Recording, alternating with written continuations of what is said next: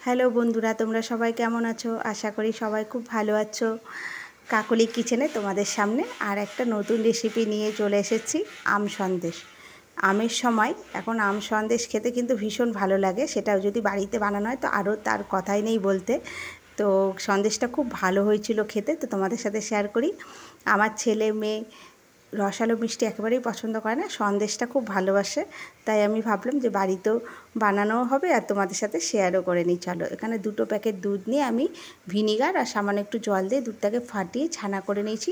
তারপরে ছানাটাকে ভালো করে জল ঝরিয়ে ছেঁকে নিয়েছি, নিয়ে ছানাটাকে ঠান্ডা করে নিয়েছি, নিয়ে হাত দিয়ে দেখো ডলে ডলে ভালো করে মেখে নিতে হবে, যাতে ছানার মধ্যে কোনো দলা ভাব না থাকে।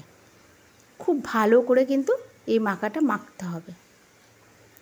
আমি যেইভাবে দেখিয়েছি সেমভাবে তোমরা মেখে নিও, যাতে দেখো ছানার মধ্যে কোথাও দলা দলা কোথাও যাতে একেবারে না থাকে। আমি চারিদিক থেকে মাখছি, সাথে হাত দিয়েও একটু একটু করে মেখে নিয়ে ছানাটাকে খুব ভালোভাবে মিশিয়ে নিয়েছি, একেবারে মোলায়েম করে নিয়েছি।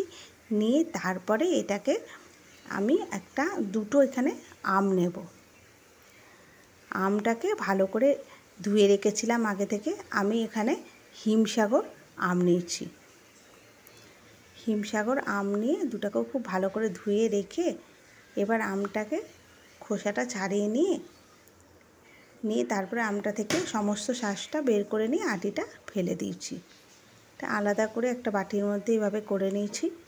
নিয়ে একটা মিক্সির বাটির মধ্যে সেটাকে ভালো করে ঘুরিয়ে নিয়েছি, একবারে একটা স্মুথ পেস্ট করে নেব।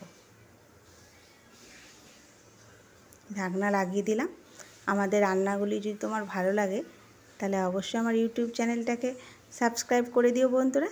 আর যদি ফেসবুকের পেজ থেকে দেখে তাহলে অবশ্যই ফেসবুকের পেজটাকে ফলো করে দিয়ে আমার সাথে থেকো বন্ধুরা। আর রেসিপিগুলো কেমন লাগে জানাতে কিন্তু অবশ্যই জানাতে কিন্তু ভুলো না। তো আমটা দেখো, কড়াইটা আমি অলরেডি একটা কড়াই বসিয়ে দিয়েছিলাম, গরম করে নিয়েছি। আর সাথে আমের যে পেস্টটা ছিল সেটা দিয়ে আমি এখানে 4 চামচ চিনি দিয়েছি। নিয়ে 6 থেকে 7 মিনিট মতো ভালোভাবে নাড়াচাড়া করে নিয়েছি, গোল গোল করে। কন্টিনিউ নাড়তে হবে যাতে তলে না ধরে যায়। তারপর যখন বুঝতেই পারবে যখন আমটা একেবারে ঘন হয়ে আসবে আমের এই পেস্টটা, তখন এই যে তুমি ছানাটা দিয়ে দেবে এর মধ্যে। ছানাটা দিয়ে ভালো মতো এভাবে নাড়তেই থাকবে। এটাও কন্টিনিউ নাড়তে হবে যাতে তলে না ধরে যায়, তাহলে একটা পোড়া পোড়া গন্ধ হয়ে যাবে আর স্বাদটাও পাল্টে যাবে। তাই জন্য এখানে কন্টিনিউ এভাবে নাড়তে থাকতে হবে। আর নাড়তে নাড়তে যখন দেখবে একবারে জলটা শুকিয়ে গেছে, তখন সেটাকে তুলে নিতে হবে। তো তোমরা অবশ্যই কমেন্ট করে জানিও এই আম সন্দেশটা কেমন লাগলো। খেতে কিন্তু দুর্দান্ত হয়েছিল। আর আমাকে প্লিজ আমার পাশে থেকো আর আমাকে সাবস্ক্রাইব করে দিও। আমার দেখো জলটা পুরো শুকিয়ে একবারে মাখা মাখা হয়ে গেছে সন্দেশটা। এবার আমি একটা থালার মধ্যে বাটার নিয়ে নিয়েছি, বাটার দিয়ে চারিদিকটা মাখিয়ে নিয়েছি। এই বাটারের যদি না থাকে তোমাদের ঘরে তাহলে তোমরা এখানে ঘিটাও ব্যবহার করতে পারো বা তেলও দিতে পারো, সাদা তেলও, কোনো ব্যাপার না সেটা, যাতে তলে না ধরে যায় তার জন্য এখানে ঘি জাতীয় বা তেল জাতীয় জিনিসটা দেওয়া হয়। এই যে এবার সন্দেশটা আমি পুরোটা এভাবে কড়াই থেকে নামিয়ে নিয়ে এভাবে চারিদিকটা এভাবে ছড়িয়ে দিয়েছি।